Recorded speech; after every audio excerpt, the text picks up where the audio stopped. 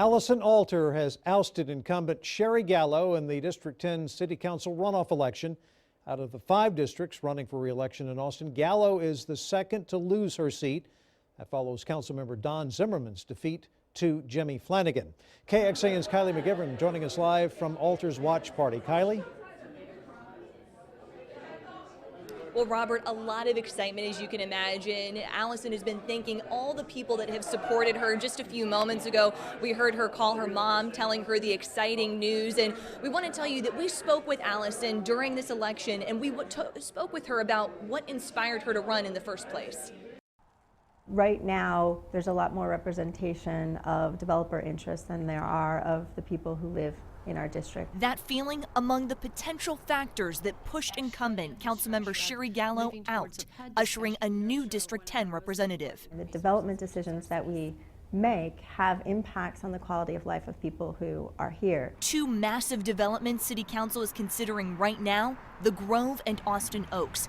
PUDs that have drawn battle lines between neighbors and developers, though compromise has come a long way. Alison Alter says what's crucial is making sure a bulk of the financial burden doesn't fall to taxpayers who may not even benefit from the projects. We can't put all of the fees on the developers, but we need to make them more accountable, and we need to think about what are the costs of these developments down the line. Otherwise, the city's going to go bankrupt after a long time. The self-described mom, entrepreneur, community advocate, and longtime educator is also calling for greater transparency in city government. Right now, if you want to follow your council members' votes, you have to go back to the minutes and uncover it and figure out which reading and whatnot. You can't just have some kind of easy way of finding out a report card of how they voted on big issues that you care about.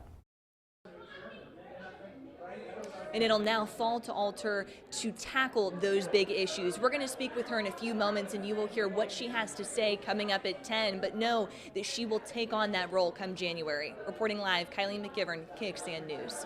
Kylie, thank you. In 2014, most of the Austin City Council spots headed to a runoff vote. Back then, Sherry Gallo beat out Mandy Deely for the top spot. In fact, 7 of the seats were decided in runoff races in 2014. Even the mayor's race went to a runoff, Steve Adler defeating Mike Martinez 2 years ago. And we have seen a fairly strong turnout in this District 10 race. More than 9,500 people voted in the election during early voting. That's 14% of registered voters in that district. By comparison, just over 10,000 people voted early during the District 10 runoff 2 years ago between Gallo and Deely, and more people were drawn to that race because of the runoff for Austin mayor.